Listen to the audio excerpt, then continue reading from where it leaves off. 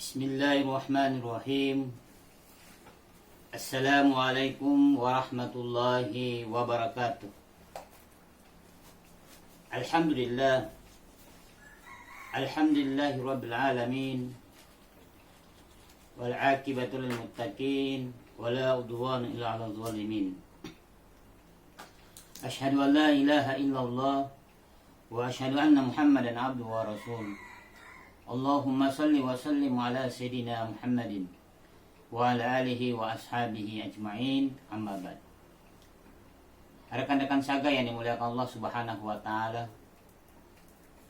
ungkapan syukur kita kembali ucapkan kehadirat Allah Subhanahu wa taala atas segala rahmat, nikmat, hidayah, inayah yang alhamdulillah pada hari ini kita masih menikmati fasilitas yang diberikan oleh Allah Subhanahu wa taala. Maka bentuk kesyukuran kita yakni meningkatkan ibadah. Jadi nilai kesyukuran letaknya dalam ibadah. Semakin banyak seorang hamba beribadah kepada Tuhannya, kepada Allah Subhanahu wa taala, maka dia seorang hamba yang banyak bersyukur. Salawat dan taslim kita aturkan kepada baginda Rasulullah SAW sebagai suri teladan kita, panutan kita, contoh buat kita semua dalam bentuk muamalah, dalam bentuk ibadah, semua aspek kehidupan. Rasulullah menjadi kiblat kita. Mudah-mudahan kita semua, rekan-rekan saga yang dimuliakan Allah Subhanahu wa taala, kita menjadi umatnya yang senantiasa mengikuti sunnah-sunnahnya. Ketika kita mengkaji tentang tahara pada hari ini, ulama membagi dua. Tahara yang pertama yaitu tahara dalam bentuk ma'nawiyah dan tahara dalam bentuk hissiyah. Nah, ini kenapa pada hari ini kita sedikit mengkaji tentang tahara. Karena Allah Subhanahu wa taala di dalam surat Al-Baqarah ayat 222 Allah berpesan, innallaha yuhibbut tawwabin wa yuhibbul mutatahhirin. Ayat ini menginformasikan kepada kita bahwa Allah mencintai hambanya. Innallaha yuhibbut tawwabin. Allah mencintai hambanya, hamba yang senantiasa mensucikan dirinya, mensucikan hatinya, mensucikan dari dosa-dosa. Wa yuhibbul mutatahhirin, dan juga Allah sangat cinta kepada hambanya yang membersihkan dirinya. Jadi ada dua kategori yang kita harus menjaga. Jangan sampai kita tidak membersihkan diri. Nah, jadi kita mengkaji dua fenomena, yaitu tahara dalam bentuk ma'nawiyah dan tahara dalam bentuk hissiyah. Sebelum jauh kita melangkah tentang tahara, saya ingin menggambarkan sedikit bahwa ketika seorang hamba beribadah tapi tidak didasari dengan tahara dalam artian bersuci, maka ibadahnya tidak akan diterima oleh Allah Subhanahu wa taala. Jadi kita harus bersuci. Dalam makna pemahaman para ilmu tarekat, ketika seorang hamba tidak mensucikan dirinya, batinnya, maka ibadahnya tidak dijamin oleh Allah Subhanahu wa taala dan tidak ada jaminan bahwa ibadahnya akan diterima. Seorang hamba ketika ibadah, dia sholat, dia puasa, dia zakat dan sebagainya, ketika dalam hatinya ada ujub, dalam hatinya ada riya, kotor hatinya dalam bentuk riya, maka itu tidak akan diterima amalannya, tidak akan diterima ibadahnya. Dia bersedekah dengan riya, dia melaksanakan sholat dengan ria, dia berhaji supaya ingin disebut haji dengan ria, maka tidak akan diterima oleh Allah. Nah, ini bentuk tahara batiniyah. Dalam konsep ini para ilmuwan, para ilmu sufi itu menolak, mencoba membersihkan dulu hatinya, membersihkan niatnya. Maka patokan niat dalam ibadah dalam agama adalah niat. Innamal a'malu binniyat. Jadi rekan-rekan saga yang melihat Allah Subhanahu wa taala, jadi jauh lebih penting itu membersihkan jiwa. Membersihkan jiwa dari dosa-dosa, sifat-sifat hati yang kotor. Ya, jangan sampai kita melaksanakan ibadah kemudian Allah tidak menerima ibadah kita. Sia-sia apa yang kita lakukan. Kenapa? Karena tidak didasari dengan ilmu pengetahuan yang telah diajarkan oleh Allah dan Rasul. Nah, ini tahara dalam bentuk batiniyah. Maka kalbu kita, hati kita harus bersihkan. Jangan ada sifat iri, dengki. Karena itu menghambat ibadah-ibadah kita akan diterima oleh Allah Subhanahu wa taala. Tak kalah penting pula tahara dalam bentuk hissiyah. Dalam bentuk hissiyah, yaitu tahara bersuci dalam menghilangkan najis dan hadas. Jadi seorang hamba ketika melaksanakan ibadah sholat, khususnya sholat, betapapun banyak rakaat yang dilakukan, betapapun seringnya dia lakukan, tapi bermasalah dalam tahara hissiyah, membersihkan dirinya dari najis dan hadas, maka ibadah sholatnya tidak akan diterima. Jangan sampai kita mengabaikan fondasi ibadah tahara ini, karena berdampak luas pada ibadah-ibadah lain. Sholat kita tidak akan diterima oleh Allah Subhanahu wa taala. Nah, ini kita sedikit ini, secara singkat saja, nanti rekan-rekan bisa mendalami, membuka buku, menonton YouTube dan sebagainya, mendalami tentang tahara hissiyah. Coba kita lihat rekan-rekan saga yang melihat Allah Subhanahu wa taala, ketika seorang hamba ingin sholat, maka sangat dianjurkan untuk berwudu. La yaqbalullahu sholat, tidak akan diterima sholatnya seorang hamba illa mutahhir, kecuali di dalam keadaan bersih, kecuali dalam keadaan suci. Ketika kita melakukan sholat kemudian kita dalam keadaan tidak suci, maka sholat kita sia-sia.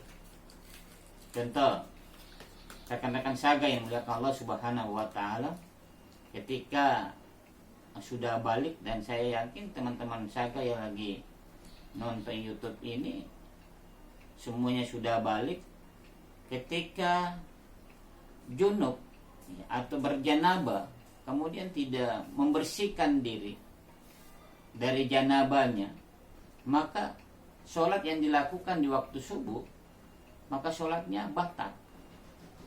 Jadi ini perlu sekali, jangan diabaikan.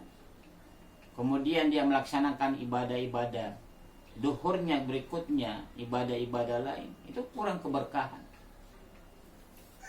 Jadi kita harus bersuci, karena Allah sangat mencintai hamba-hambanya yang membersihkan diri.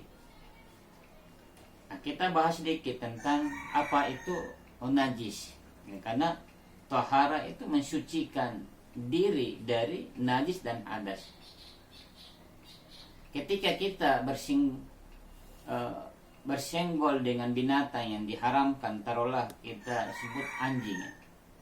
Dalam mazhab Imam Syafi'i, maka seluruh anggota tubuh anjing itu najis.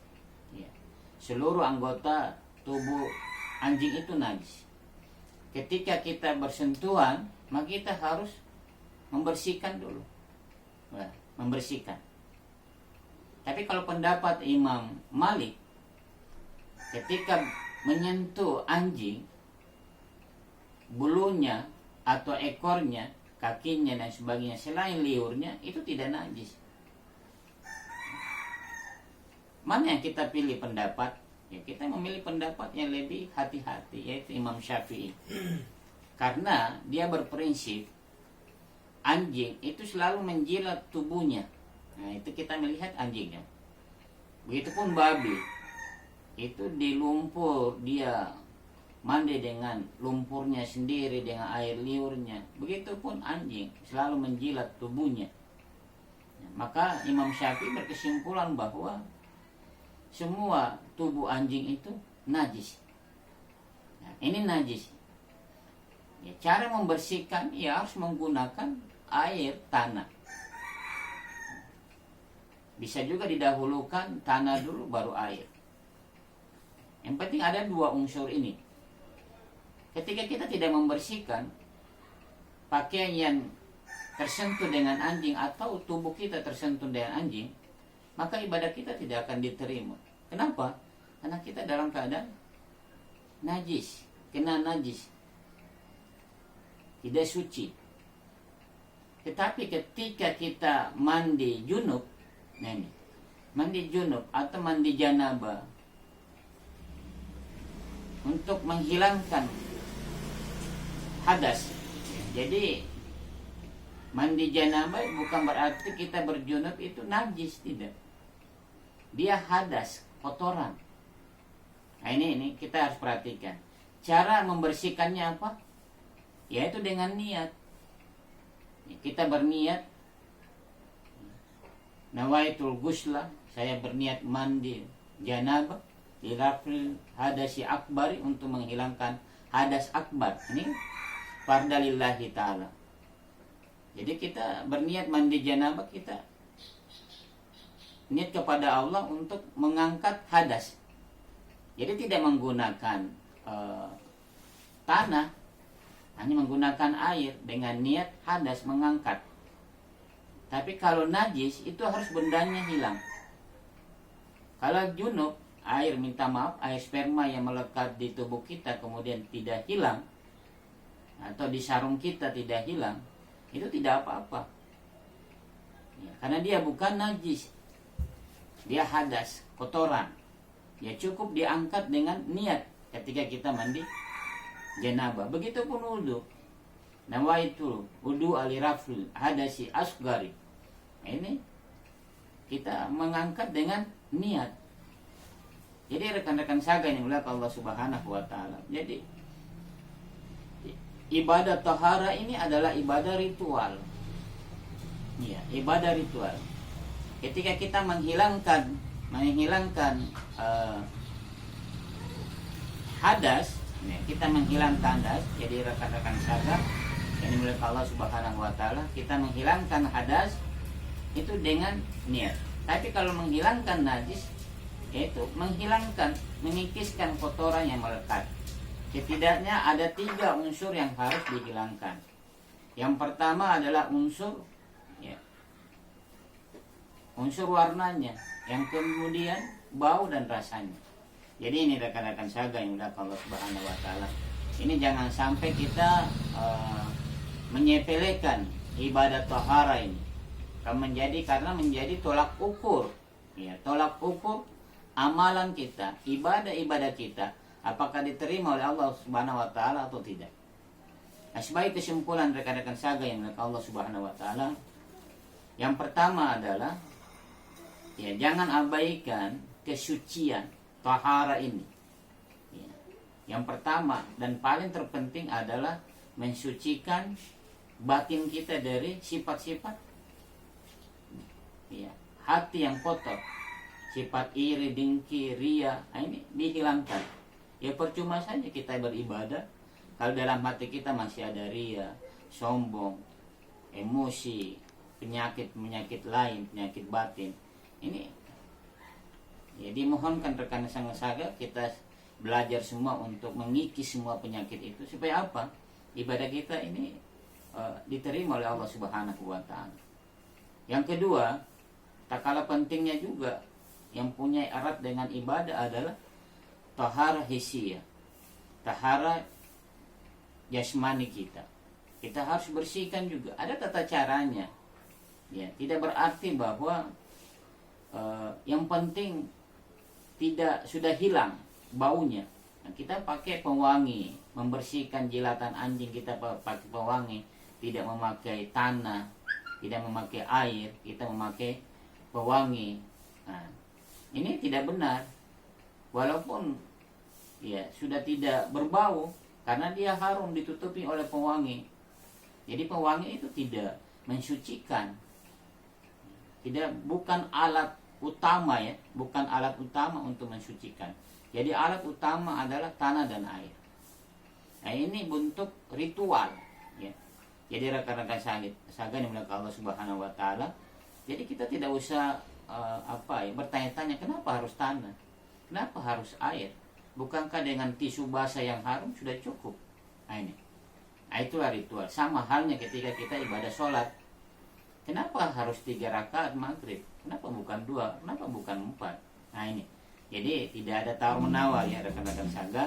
Ada ibadah yang sami'na wa ata'na, ada ibadah yang bisa kita logikakan.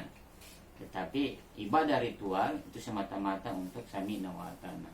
Rekan-rekan saga yang dimuliakan Allah Subhanahu wa taala, kita memohon kepada Allah, mudah-mudahan kita sebagai hamba yang bisa mensucikan batin kita dari sifat-sifat hati yang kotor, iri, dengki, dan begitu jasmani kita bisa menjaga kebersihan dengan tata cara tahara yang ditetapkan oleh Allah dan Rasul. Mudah-mudahan ibadah-ibadah yang kita lakukan diterima oleh Allah Subhanahu wa taala. Bismillahirrahmanirrahim. Alhamdulillahirabbil alamin. Hamdan naimin, hamdan syakirin, hamdan yuafi min wa yuqabi mazidah. Ya Rabbana lakal hamdu kama yanbaghi li jalali wa sultanikal karim. Rabbana taqabbal du'ana innaka antas samiul alim wa tub 'alaina innaka antat tawwabur rahim. Rabbana atina fid dunya hasanah wa fil akhirati hasanah wa qina adzabannar. Wa sallallahu ala nabiyyina Muhammadin wa alihi wa alhamdulillahi rabbil alamin. Akhir kalam minal musta'an wa al-iqlan. Assalamualaikum warahmatullahi wabarakatuh.